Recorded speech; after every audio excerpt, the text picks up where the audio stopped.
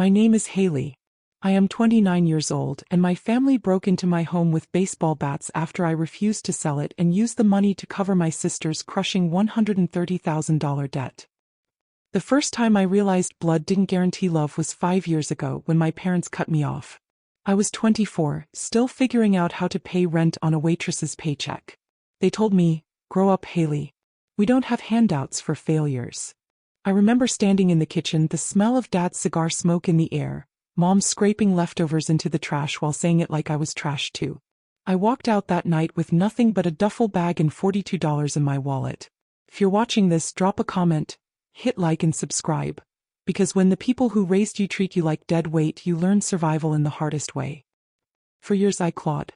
I worked doubles, studied real estate on lunch breaks, and saved like a miser. Every dollar went into a dream my family said I'd never achieve. And when I bought my first house, a little 2-bedroom with cracked shingles and creaking floors, it wasn't just a roof. It was proof. My proof. But my family? They didn't call to congratulate me. Not once. Until the day they needed something. It started with a phone call from my sister, Paige. She was 26, addicted to luxury like it was oxygen. Designer purses, Vegas weekends, maxed out cards. Her voice trembled, but not with shame, just desperation. "Haley, I'm in trouble. I owe $130,000. They're threatening me. Mom and Dad said you'll help." I gripped the phone so tight my knuckles ached. "Help? How?" "You'll sell your house," she said simply, as if it were obvious. "You don't even have kids. You can buy another later." My stomach twisted. "That house is all I have." "No. I won't do it." Silence. Then her voice hardened. "You'll regret this." 2 days later, Mom and Dad showed up. They didn't knock. They didn't even text. They just barged into my driveway with Paige in tow. Dad's voice was booming, the same tone he used when I was a child who forgot her chores. "Haley, open up. We're not here to play games." I stood inside, my hands trembling around a coffee mug. Through the blinds, I saw something glinting in Paige's hand. A baseball bat. Another in Dad's. My blood ran cold. For a second, I hoped it was just intimidation, some sick scare tactic. But then the first slam rattled my door. Wood cracked, echoing like gunfire through the house I built with my sweat. Mom's voice carried over the pounding. "We gave you life. You owe us this." Another blow. Glass shattered somewhere, my front window exploding inward. I flinched, shards raining across the hardwood. The sound of bats against my walls felt like war drums, every strike a reminder of every insult they'd ever hurled at me. "You're nothing without us," Dad bellowed. I stumbled back, heart racing, breath shallow. This wasn't family anymore. This was an invasion. I grabbed my phone with shaking hands and dialed 3 numbers I never thought I'd call on my parents. As the dispatcher's voice crackled through, I whispered, "My family is breaking into my house. Please send help." Another crash thundered from the living room. And when I peeked around the corner, I saw Dad's bat swing straight through my TV screen. The sound of shattering glass and splintering plastic echoed like a gunshot in my chest. My 70-inch TV collapsed forward, sparks popping before the screen went black. Dad grunted, lifting the bat again while Paige laughed, actually laughed as she filmed on her phone. "Look at her face," she jeered, pointing toward the shadow of me in the hallway. "Scared little Haley. Always hiding." The dispatcher's voice buzzed in my ear. "Ma'am, officers are en route. Can you stay safe until they arrive?" "I'll try," I whispered, ducking into the kitchen. My hands shook so badly I nearly dropped the phone. The air smelled of dust and ozone from broken electronics, mixed with something metallic. My own blood, I realized, from a cut on my arm where a shard of glass had grazed me. I pressed a dish towel against the wound, biting down on panic. Then I heard Mom's voice, syrupy sweet but laced with venom. "You could end this, Haley. Just sell the house. Pay Paige's debt. It's what a good daughter would do." Her words dragged me backward in time, to 15 years old, standing in our cramped kitchen while she waved one of my failed math tests in front of Aunt Dee. "Haley isn't smart like Paige. But she'll be useful. She'll take care of us someday." The smell of fried onions hung heavy, the sound of Paige's giggles from the living room stabbing me like knives. A crash yanked me back. This time it was my bookshelf toppling, pages ripping under heavy boots. Dad's voice thundered. "We gave you life. We can take this house. Rage flickered through my fear. My house wasn't theirs. My walls, my floors, every nail was mine. I'd worked doubles, I'd patched leaks, I'd carried beams until my back screamed. This place was the only proof I was more than their failure. I steadied my breathing. If I collapsed now, they'd win. I crept toward the laundry room where my old softball bat leaned against the wall. My fingers closed around the handle. The familiar weight steadied me. When I stepped back into the hall, Paige spotted me and smirked. Finally grew a spine. I lifted the bat, voice trembling but steady. Get out of my house. Dad barked a laugh. You gonna hit your own father? Try me. He swung his bat again, cracking the edge of my coffee table. Splinters flew. I raised my phone higher, still recording. You just made this worse for yourselves. The cops will see everything. For the first time, Paige's smirk faltered. She lowered her phone slightly, her eyes darting toward the shattered window. Maybe realizing this wasn't the little family spat she thought she could twist into her narrative. But Mom doubled down. She won't do it. She's weak. Always has been. The words sliced me raw. Weak. That was what they'd always called me. When I cried after Dad's shouting, when I struggled to keep up with Paige's perfect grades, when I dared to dream outside their plans. But weakness doesn't build a house. Weakness doesn't survive 5 years alone after being abandoned. I gripped the bat tighter. Try me, I said through clenched teeth. Before anyone could answer, headlights flashed across the broken window. Red and blue lights strobed against the walls.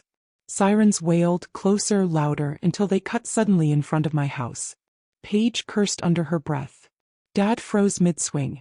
Mom's face drained pale. The sheriff's car doors slammed. Boots hit gravel. Police, a voice roared. Drop the bats and step away from the property.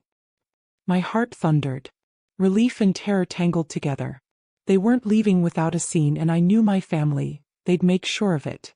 Red and blue lights pulsed through the shattered front window, painting the chaos in jagged shadows. My breath came in sharp bursts as the front door finally flew open. Not from my family's bat swings this time, but from uniformed officers storming inside. Put it down, one officer barked, his Glock steady on Dad. Drop the bat, sir. Dad's knuckles whitened around the handle. For a second I thought he'd swing anyway, pride stronger than reason. But then Paige hissed, Dad. Don't. And the bat clattered to the floorboards.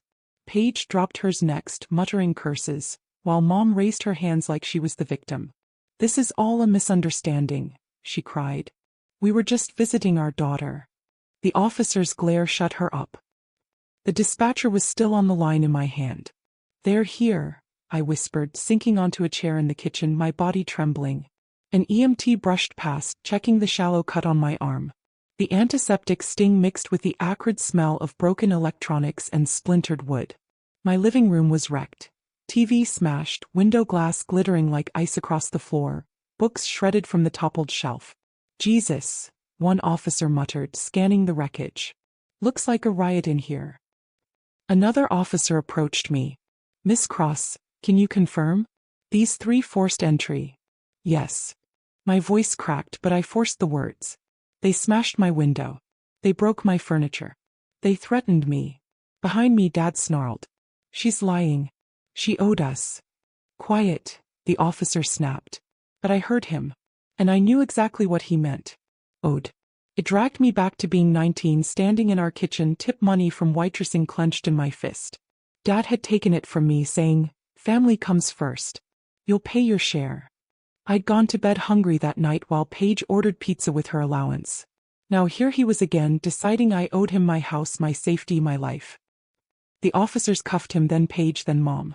The sound of metal clicking shut around their wrists was like a bell tolling on every year they'd stolen from me. But even cuffed, Mom kept talking. Haley, call the sheriff off. Tell them it's a mistake. You don't want this kind of scandal. You'll regret this. Her eyes bored into me, desperate, manipulative. The same eyes that once convinced me to babysit Paige for free every weekend while she sipped Chardonnay at book club. I shook my head. No. I regret ever believing you cared about me. The guests outside, neighbors who'd heard the sirens, were gathering on lawns, whispering, filming. I could feel the humiliation burning through my family. Paige spat at the floor, hissing, You'll pay for this. But the only one paying tonight was them. The officer guided them out one by one. Dad's face was stone, jaw tight. Mom sobbed, mascara streaking. Paige screamed about lawsuits, her voice cracking as the cruiser door slammed shut. I stepped into the cool night air, clutching my bandaged arm. The neighborhood buzzed with murmurs, the smell of lilac bushes mixing with the metallic scent of police car exhaust. One officer leaned close. "You want to press charges, Miss Cross?" My throat tightened. It was the moment. The choice. My chest heaved as memories flashed. The insults, the abandonment, the endless debts they shoved onto me. "Yes," I said, steady now. "Every charge you can." For the first time, Dad's mask cracked. His eyes widened, fury giving way to something else. Fear. And in that moment I realized, they finally knew they couldn't break me anymore. But I also knew my family. They'd find a way to twist this. To claw back control. And 2 days later my phone rang with an unknown number, followed by my father's voice, raw and desperate. The caller ID was blocked, but the voice on the other end was unmistakable. Gravelly, sharp, laced with the same authority he'd used my whole life. "Haley," Dad rasped, "you have to help us. They're keeping us in here like criminals." I almost laughed. "That's because you are criminals. You broke into my house with baseball bats." He ignored it, steamrolling. "The cops twisted everything. You know family business shouldn't be handled like this. Drop the charges. Tell them you misunderstood." My stomach churned. I pressed the phone tighter to my ear, pacing across my kitchen floor where shards of glass still crunched under my slippers. "You destroyed my home. You threatened me. And you think I'm going to protect you?" Then Mom's voice cut in, shrill and pleading. "Haley, please. Think of your reputation. Do you want people to know you dragged your own family into court? They'll call you heartless." I clenched my jaw so hard it ached. Her guilt trips still tried to stick, but they slid off easier now. I remembered being 16, standing in our driveway in the freezing rain after Mom had locked me out for missing curfew. My hair plastered to my face, my body shivering, while she hissed through the window, "Don't come in until you apologize for embarrassing me." She'd left me outside for hours. Now she wanted me to save her from the consequences of her own choices. Paige's voice joined, venom wrapped in silk. "If you don't help, Haley, the family will never forgive you. You'll be alone forever." That one hit deeper than I expected. Alone. Because sometimes in this house at night I did feel the silence pressing in like a weight. No parents. No siblings. Just me and the creak of floorboards. But then I looked at the wreckage in my living room. The smashed TV, the broken table, the gaping window patched with cardboard, and remembered what their version of family really looked like. "You already left me alone 5 years ago," I whispered. "And I survived without you." Silence crackled through the line. Then Dad growled, "You'll regret this, Haley. We'll make sure of it." The line went dead. My hands shook, but not from fear.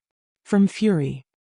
The next week was a blur of police reports, insurance calls, and contractors estimating the $30,000 in damages. I walked through my own home like it was a crime scene. The smell of dust clung to everything, glass still glittered in the corners no broom could reach. Every swing of their bats echoed in my ears. Every insult layered on top of it. But under the grief, something new was hardening inside me. Resolve. They wanted me to cave. To feel guilty. To drop charges. Instead, I doubled down. I met with the district attorney, who assured me the evidence, the broken locks, the video I'd recorded, the neighbors' statements, was strong. A trial was coming. One night Aunt Jo called. Her gravelly voice softened when she said, "You did the right thing, Haley. They've been parasites your whole life. Now the law's finally seeing it." I pressed my forehead against the cool window pane, watching headlights sweep past on the street. What if they twisted against me? What if the town thinks I betrayed them? "Honey," Jo said firmly, "they betrayed you first. Over and over. Don't you forget that." Her words sank deep. But the peace didn't last. Because 2 weeks later I came home from work to find a letter shoved under my door. Inside, scrawled in Dad's handwriting, were 5 chilling words. "This isn't over. Watch yourself." I stared at the note, the ink pressed so hard it nearly ripped the page. The words bled into me like poison. "This isn't over. Watch yourself." The house felt colder that night. Every creak of the floorboards made me flinch. I double-checked the new locks twice, then 3 times. Still sleep didn't come. I lay awake listening to the wind in the gutters, remembering the sound of bats slamming into my walls. By morning, fury had burned away the fear. I wasn't going to let them haunt me in my own home. Not again. I grabbed my phone and called Detective Morales, the officer assigned to my case. They left me a threat, I said, my voice steady.